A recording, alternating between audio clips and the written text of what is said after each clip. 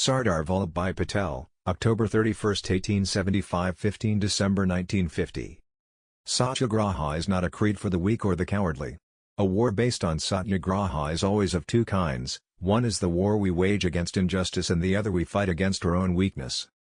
Manpower without any unity it is harmonized and united properly, then it becomes a spiritual power. Religion is a matter between the man and his maker. Caste, community will rapidly disappear. We have to speedily forget all these things. Such boundaries hamper our growth. Nonviolence has to be observed in thought, word and deed. The measure of our nonviolence will be the measure of our success. Today we must remove distinctions of high and low, rich and poor, caste or creed. Faith and strength, both are essential to accomplish any great work. It is the prime responsibility of every citizen to feel that his country is free and to defend its freedom is his duty. Sardar Vallabh Bhai Patel, Iron Man of India. Subscribe to our channel.